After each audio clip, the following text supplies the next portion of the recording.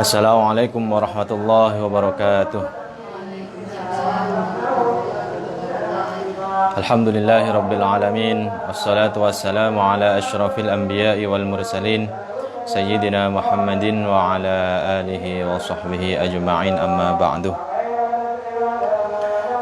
Pemirsa rahimakumullah, alhamdulillah, sore ini kita masih ditakdirkan oleh Allah subhanahu wa ta'ala masih bisa bertemu kembali dalam kajian kita, kajian rutin setiap sore menjelang berbuka puasa, yakni mengaji kitab At-Tibyan fi Adabi Hamalatil Quran. Semoga ilmu-ilmu yang akan kita dapat bisa bermanfaat bagi kita semua. Amin ya rabbal alamin. Ila hadratin nabiyina Muhammadin sallallahu alaihi wasallam wa ala alihi washabihi wa dzurriyyatihi wa nutana alim ajma'in wa ala rahibaihi wa anbiya'i wal mursalin syuhada wa salihin ulama ila amin wa ila ajal musannifin wa musannifiha wa syarihi wa ila man ajazana ila muntaha wa ila jannah qara wa rajana wa baina madina wa jidda wa li jami'i ahli silsilatil Qur'an wa Al-Fatihah. A'udzu billahi minasyaitonir rajim. Bismillahirrahmanirrahim. Alhamdulillahi rabbil alamin, arrahmanir rahim, maliki yaumiddin. Iyyaka na'budu wa iyyaka nasta'in. Ihdinas siratal mustaqim. Siratal ladzina an'amta 'alaihim ghairil maghdubi 'alaihim waladdallin. Amin. Bismillahirrahmanirrahim. Melanjutkan kajian kita yang kemarin, bab 4 tentang tata krama atau adab guru Quran, pengajar Al-Quran, dan orang yang sedang belajar Al-Quran. Bismillahirrahmanirrahim. Qala al-muallifu rahimahullah wa nafa'ana bihi wa bi'ulumihi fid dharain, amin. Bismillahirrahmanirrahim. Faslun ay hada faslun. Wa yambagi lan sayukjo apa ayabdullah yento nyerahake memberikan sapa muallim lahum marang rijal utawa muta'allimin an-nasihah ing nasihat. Fa inna Rasulullah sallallahu alaihi wasallam karena saat temene Kanjeng Nabi Muhammad sallallahu alaihi wasallam iku kala ngendika sinten Kanjeng Nabi, ngendikane ad-dinu utawi agama iku an-nasihatu nasihat lillahi ketuwi Allah, wali kitabihi lan kitabe Allah, wali rasulihi lan rasuli Allah, wali a'immatil muslimin lan pira-pira pemimpine wong muslim, wa ammatihim lan pira-pira wong umume wong muslim. Rawahu ngriwayatake ing hadis sapa Muslimun Imam Muslim. Wa minan nasihati lan iku setengah saking nasihat lillahi ketuwe Gusti Allah taala halimah sinten Gusti Allah, wali kitabihi lan kitabe Gusti Allah, ikramu qari'ihi utawi mulyaake wong kang maca Quran, wa talibihi lan wong lang ikram ai ikramu talibihi tegese mulyaake wong kang belajar Al-Qur'an, wa irsyaduhu lan nuduhake talib ila maslahatihi malang kemaslahatane murid utawa talib, wa rifqu lan welas bihi kelawan talib, wa musa'atuhu lan oleh nulungi guru ing murid ala talabihi ing atase goleke murid bima kelawan barang amkanahu kang mungkinake apa mah hu ing guru, wa ta'allufu qalbin lan ngeluluwe ati, wa ta'allufu qalbi talibi lan ngelulu atine santri utawa murid, wa yakuna lan yen ta ono sapa guru iku samhan murah hati bi ta'limihi kelawan mulang murid fi rifkin ing dalem ramae mutalattifan halik kang lembut bihi kelawan murid, wa muharridun lan kang memotivasi lahu marang murid alat ta'allumi ing atase belajar.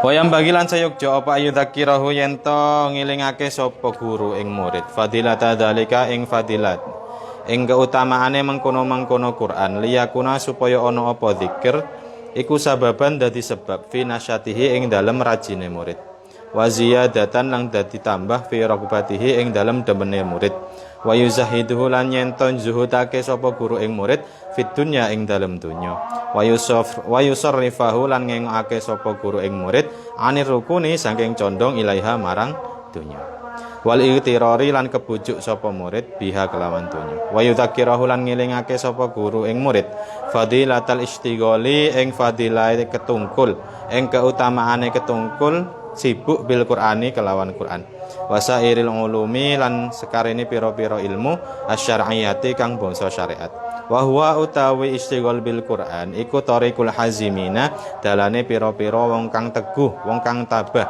al arifina pira-pira wong kang kenal pira-pira wong kang arif kang weruh teng Gusti Allah wa ibadillahi lan pira-pira kawulane Gusti Allah as-solihina kang soleh-soleh kabeh wa anna dzalika lan sak temene mengkono istighol bil Qur'an iku rutbatul anbiya'i derajate pira-pira nabi shalawatullahi utawi shalawat utawa rahmat ta'zimi Gusti Allah wa salamuhu lan keselamatan saking Gusti Allah alaihi mugi tetep dateng para nabi. Pun. Pembahasan kali ini, fasal kali ini menjelaskan tentang seorang guru itu seyogyanya seharusnya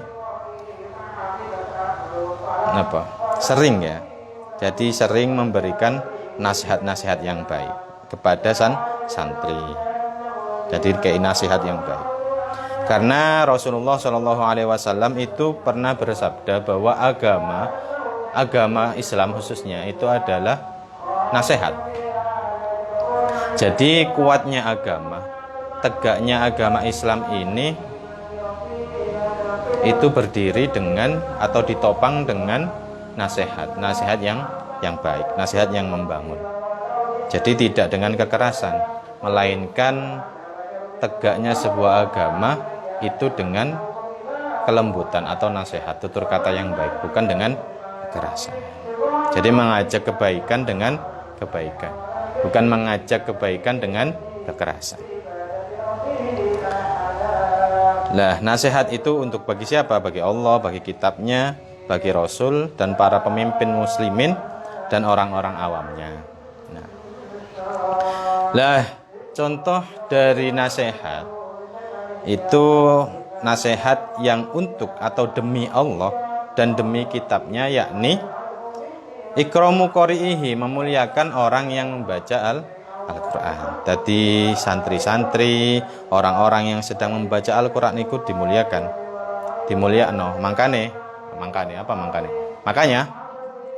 makanya itu seringkali ketika ada tadarus Al-Quran di masjid-masjid, di musola-musola, khususnya Ramadan, itu banyak yang memberi makanan sebagai bentuk menghormati orang yang membaca Al-Quran.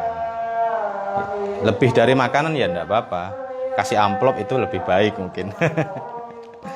Terus wa talibihi lan memuliakan orang yang sedang belajar Al-Quran. Jadi ya santri-santri itu ya dianggap santri, jangan dianggap orang yang lebih rendah dari kita.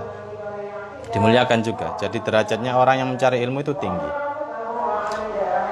Wa irsyaduhu ila maslahatihi, dan seorang guru itu menunjukkan mana yang baik, mana yang tidak baik bagi seorang murid atau santri.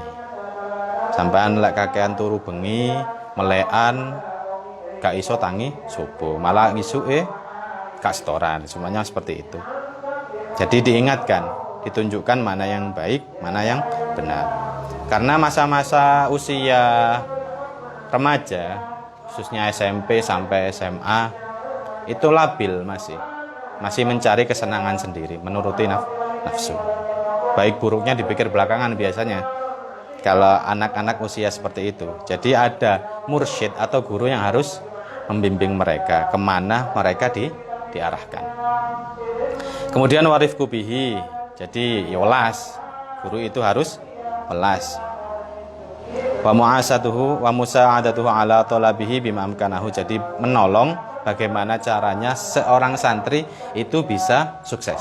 Jadi kalau mau seumpama santrinya itu punya keinginan hafal Al-Quran, ya harus ditolong bagaimanapun caranya santri ini nanti bisa hatam hafal Al-Quran 30 juz.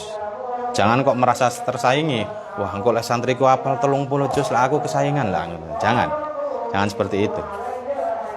Jadi guru yang hebat, saya pernah mendengar sebuah pepatah itu mengatakan guru yang hebat itu guru yang bisa mencetak muridnya lebih hebat daripada dia.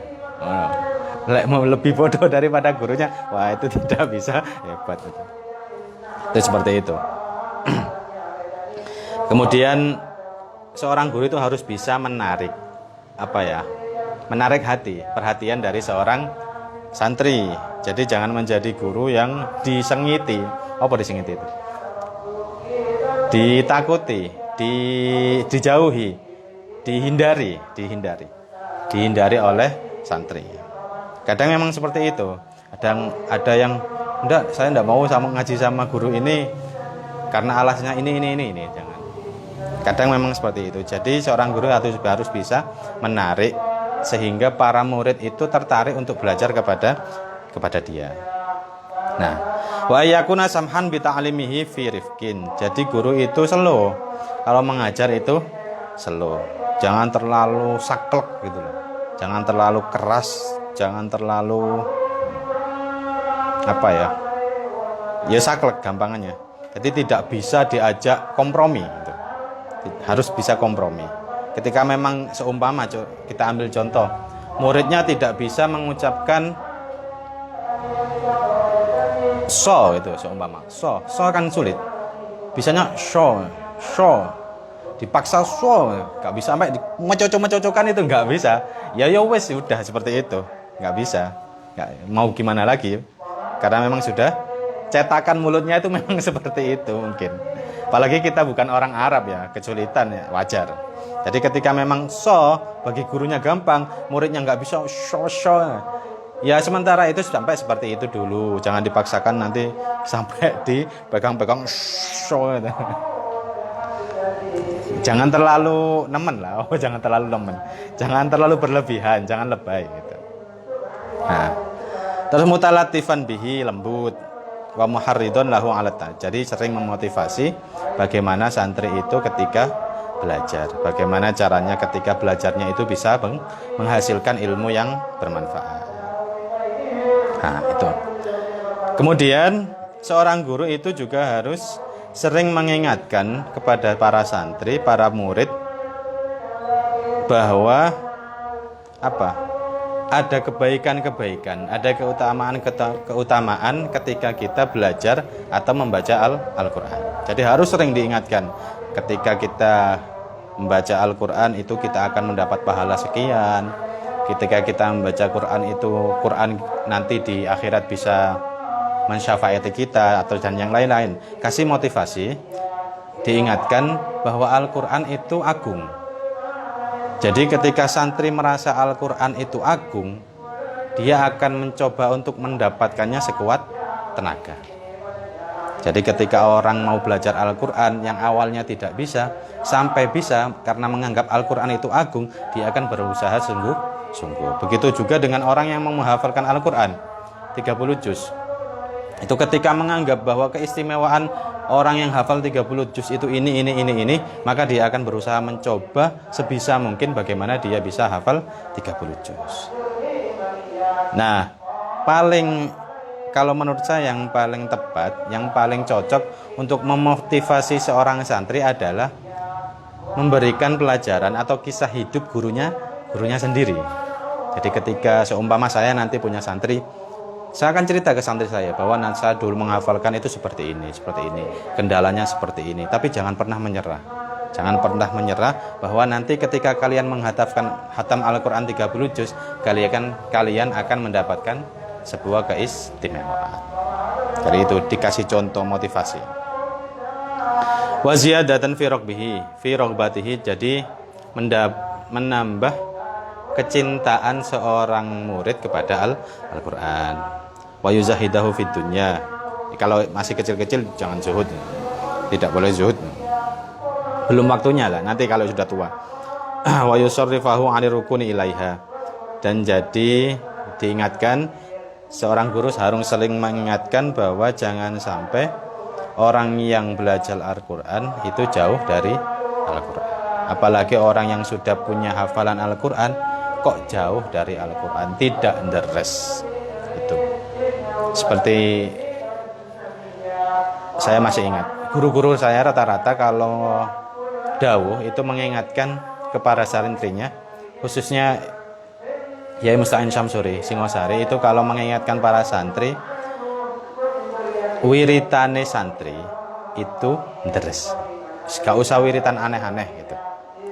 Jadi wiritannya seorang yang menghafalkan Al-Quran itu mengulang hafalannya, jangan wiritan yang aneh-aneh, karena membaca Al-Quran itu sudah termasuk pahala yang besar. Jadi kadang memang ketika kita mempunyai wiritan tertentu, itu akan mengganggu waktu kita deres. Di Singosari dulu juga diberlakukan ya, ketika saya waktu mondok di Darul Quran itu, Yai Musta'in itu melarang, dalam tanda kutip melarang santrinya untuk puasa sunnah. Jadi Senin Kemis dan yang lain-lain lah. Alasannya beliau simpel, karena kebanyakan santri umur-umur segitu kalau puasa mereka kebanyakan tidur, tidak deres. Padahal kewajiban orang yang menghafalkan Al-Quran itu deres. Itu. Jadi masuk akal juga.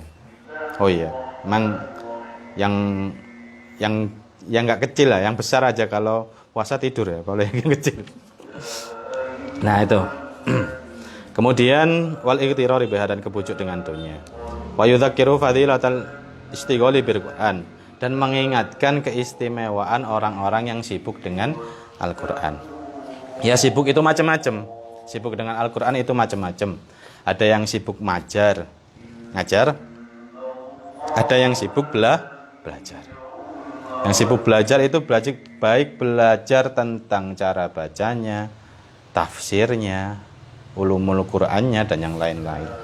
Di orang yang sibuk dengan Al-Quran itu akan diberikan oleh Allah sesuatu yang lebih baik daripada apa yang diberikan kepada orang-orang yang meminta kepada Allah.